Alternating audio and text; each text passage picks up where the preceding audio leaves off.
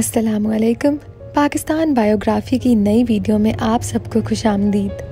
हमारी आज की वीडियो का मौजू जो मारूफ शख्सियत है उनका नाम है बेप्सी सिद्धवा।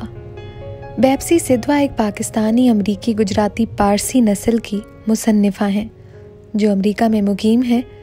बेप्सी सिद्धवा एक माजूर खातून है। इनकी वजह शोहरत इनके नावल आइस कैंडी मैन, जंगल वाला साहब वगैरह हैं।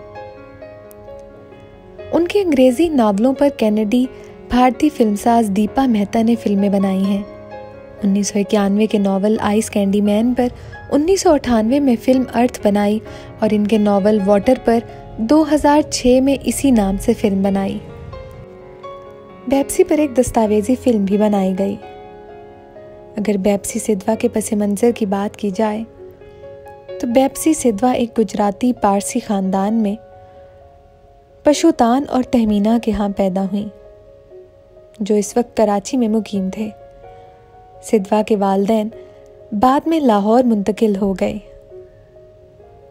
2 साल की उम्र में बेप्सी पोलियो का शिकार हुई और 9 साल की उम्र के 1947 के मुतल्लिक इनके नावल आइस कैंडी मैन में लेनी नामी किरदार के इन दिनों के हकीकी वाक़यात की अक्कासी करती हैं। सिद्धवा ने 1957 में लाहौर के किनेट कॉलेज बराए ख़वातीन से BA मुकम्मल किया। अगर इनकी ज़ाती ज़िंदगी पर बात की जाए तो 19 साल की उम्र में इन्होंने शादी की और मुंबई चली गईं। इससे 5 साल कबल इनको तलाक हो चुकी थी। दोबारा मौजूदा शौहर नौशेर से शादी की और लाहौर मुंतकिल हो गईं। पाकिस्तान में नावल निगारी का आगाज़ करने से कबल इनके 3 बच्चे थे। इनकी एक बेटी अमरीकी रियासत एरिज़ोना में रियासती नुमाइंदे की उम्मीदवार हैं। बेप्सी सिद्धवा इस वक्त ह्यूस्टन अमरीका में मुकीम हैं और ख़ुद को एक पाकिस्तानी पंजाबी पारसी कहलवाती हैं। इनकी मादरी ज़बान गुजराती और घर की ज़बान उर्दू थी, जबकि अंग्रेज़ी में लिखती हैं। वो लिखने पढ़ने का काम अंग्रेज़ी में सहूलत से करती हैं, लेकिन उर्दू और गुजराती में बातचीत भी आसानी से कर लेती हैं। इसके अलावा सिद्धवा बवक्ते ज़रूरत गुजराती या उर्दू से अंग्रेज़ी में लफ्ज़ी तर्जमा भी इस्तेमाल करती हैं। बेप्सी सिद्धवा पाकिस्तान की पहली अंग्रेज़ी ज़ुबान की मुसन्निफ़ीन और 5 नावलों की मुसन्निफ़ा हैं। दुनिया भर से मुतअद्दिद अवार्ड्स की वसूल कंदा इनके पास इस वक्त 3 नई किताबें छप चुकी हैं। एक जिल्द जिसे इन्होंने एडिट भी किया।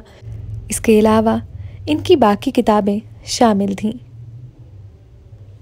हाल ही में बेप्सी सिद्धवा लिटरेचर फेस्टिवल के लिए लाहौर में थीं और किताबों और मुसन्निफ़ीन के साथ अपने काम, बचपन और नए पाकिस्तानी मुसन्निफ़ीन के बारे में बात की। अपने स्कूल के दिनों को याद करते हुए बेप्सी ने कहा कि मैं कभी स्कूल नहीं गई। मुझे बचपन में पोलियो हुआ था। डॉक्टर ने कहा कि मेरे वालिदैन मुझे स्कूल ना भेजें। उन्होंने कहा कि ये एक असाबी हालत है और मुझे खुद पर दबाव नहीं डालना चाहिए। बेप्सी कहने लगी कि मैं बहुत खुश हूँ कि मैंने कभी रियाजी या जोग्राफिया नहीं पढ़ा। मैंने सिर्फ वही मुतालिया किया जिससे मुझे सुकून मिला। लेकिन आप जानते हैं कि स्कूल ना जाने के भी नुकसानात थे और सबसे बड़ा नुकसान तन्हाई। और इसका मुकाबला करने के लिए बेप्सी सिद्धवा ने किताबें उठा लीं और फिर वो इनकी ज़िंदगी का हिस्सा बन गई। अपनी किताबों को याद करते हुए बेप्सी कहती हैं कि पहली किताब मुझे उस खातून ने दी थी जो मुझे थोड़ा बहुत पढ़ा रही थी। ये छोटी ख़वातीन थी। मैं इस वक्त 11 साल की थी। अब ये किताबें पढ़ने की बड़ी उम्र है, लेकिन ये मेरी पसमानदगी की वजह से था। ताख़ीर मुझे महंगी पड़ी, लेकिन इसके बाद मैंने एना कैरीना को पढ़ा और मैं इसे 13 साल की उम्र तक 3 बार पढ़ चुकी थी और फिर बार बार पढ़ा। वो कहने लगी कि अब जब मैं अमेरिका में पढ़ाती हूँ तो मैं इन्हें तख्लीकी तहरीर की क्लासों में पढ़ने के लिए तफवीज़ करती हूँ।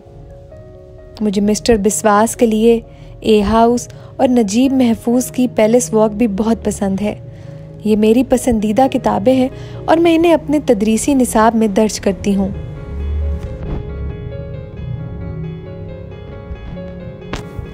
और फिर ये कैनेडियन मुसन्निफ वसान जी, इनकी किताब the in between world of Vikram मुझे बहुत पसंद है।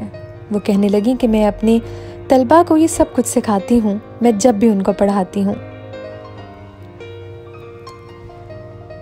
बेप्सी कहने लगी कि आपने देखा होगा, सितम ज़रीफ़ी ये है कि डॉक्टरों ने मेरे वालिदैन को बताया कि वो प्रोफेसर या डॉक्टर नहीं बनने वाली।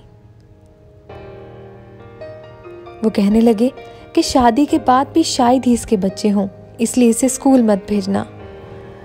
कहने लगी और देखें, आज मैं एक प्रोफेसर हूं।